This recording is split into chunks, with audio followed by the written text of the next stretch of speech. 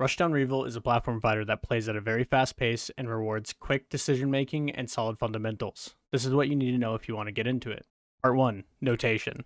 First off, you should know some basic notation to understand what I'm talking about. Attacks in this game are separated into 3 primary categories: normals, specials, and grabs. Normals can be further separated into strikes and aerials. All normals can be charged for more knockback and damage. Specials can have a wider range of utility and properties. Sometimes specials will change depending on if you are grounded or not. All moves are notated by their direction, followed by a move type. Move conditions will precede that, and hit numbers or move modes will be added to the end. This might sound complex, but you do not need to learn all of these right away. If you struggle with notation, feel free to describe the move. Most people will understand what you're trying to say. Part 2. Health. Rushrev uses a health-based system that is separated into 4 knockback tiers, called bands. Knockback only increases once health has dropped into the next band. This means that your moves will only have 4 different knockback values throughout a stock. After your health is completely exhausted, you'll enter last hit, where the next attack that connects will be lethal, no matter what. Part 3. Movement. All movement in this game revolves around one central mechanic: rush. Rush is a quick dash that can be used in the air or on the ground, and allows you to move with or before an attack. Assign this action to a button you wouldn't mind pressing a lot because you will use it constantly. You can only use rush once per airtime unless you land an attack, which refills that resource. You will still make use of dash, run, jump, and drift, similar to other entries in the genre, but it's all in the context of the simple burst movement that rushing creates. Part 4. Spark. Spark canceling is the primary system you need to master in Rushdown. It's a very similar mechanic to L canceling or Roman cancels. It's easy to use, but has so many applications and subtleties that you'll always have more to master. Spark is a resource that you generate every time you hit the opponent with almost any move. You can only hold one spark, but it can be spent in multiple different ways. The main way you will use it is as a rush cancel.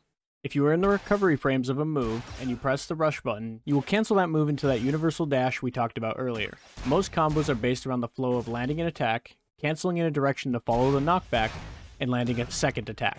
Rush takes about 10 frames on every character, and this is the benchmark most moves revolve around. Spark can also be used for other situational cancels as well. All grounded moves can be jump cancelled, bypassing the time rush would take. This tends to be more situational, but is slightly faster if you want to cancel directly into an aerial. After a normal, you can also input a special to automatically cancel into it, and bypass the rush as well. The last way to spend Spark is for a super jump. Super jumps can be angled up, forward, and down. They are slower than other cancels, but offer much more mobility and are often used for late band links. While not directly using the Spark cancel system, land cancels are also very important in Rushdown, as they are comparable in speed to rush cancels, while re-enabling grounded moves and saving Spark. Part 5. Shield. Blocking in this game is significantly different than other plat fighters. This game has a one-sided shield that cannot break. However, you can cross up your opponent by attacking from behind. All strikes and specials generate Spark on shield, but aerials do not. Use this to create complex block strings while grounded. Combine the mobility offered by different spark cancels to strike throw mix or cross up your opponent's block. The shield changes color depending on how positive your moves are. In a vacuum, red means a move is generally going to be safe and blue means it's very unsafe, but this can vary a lot with spacing. You can use any move out of shield, but the most common options are jab or grab. Grounded Up Special, or DP, is a powerful but risky reversal tool that is instantly grab immune and fully invincible on frame 4. Using a move takes 10 frames to release shield, unless you've just been hit, in which case release is bypassed. Pressing shield and down will perform a parry, which is a high-risk counter to attacks that always gives you time to act first. Parries are beaten by grabs and whiff punishing. Lastly, tapping forward during shield stun will perform a push block. This is a lower-risk defensive option that pushes your opponent away. This can prevent gap closing, cross-ups, and can interfere with their spacing. The downside of push block is that all moves that hit your shield are 3 frames more positive than they otherwise would be. Part 6. Recovery.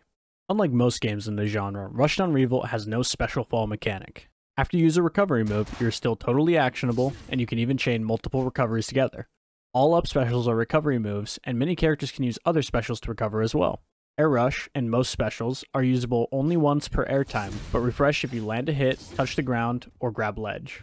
Ledge grants temporary invulnerability and can transition into get up, ledge attack, ledge jump, or ledge release.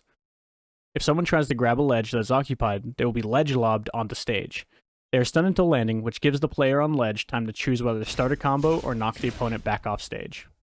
All characters also have multiple wall jumps that decay in height after every use, only resetting once you have regained stage.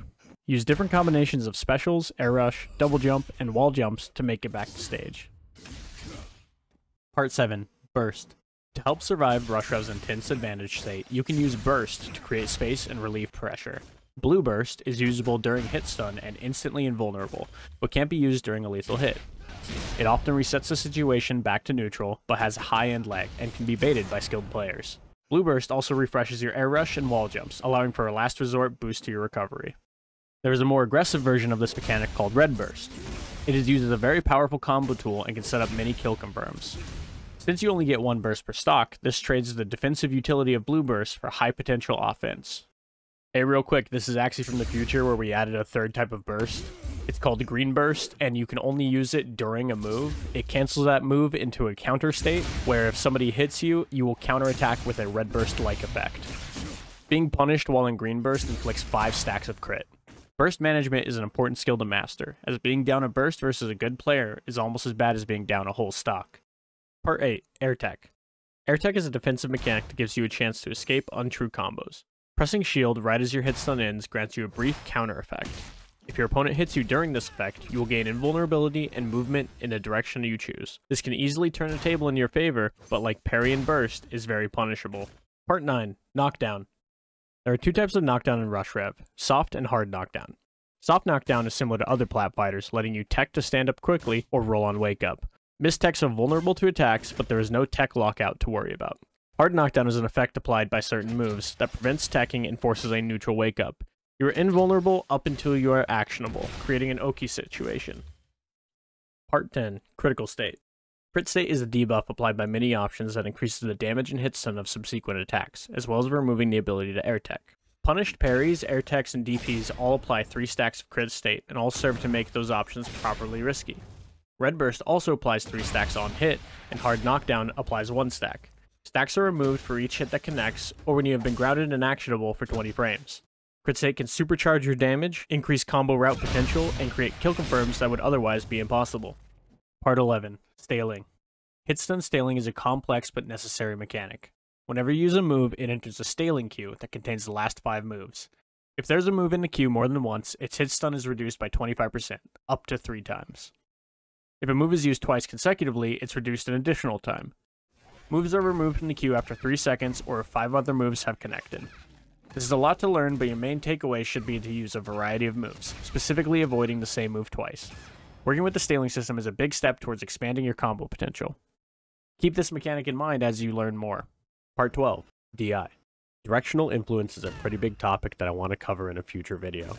The use cases are very nuanced and contextual, and explaining all of that goes beyond the scope of this video. For now, just know that holding a direction when you get hit will influence the angle of that move, and you can exert the most influence with a perpendicular angle.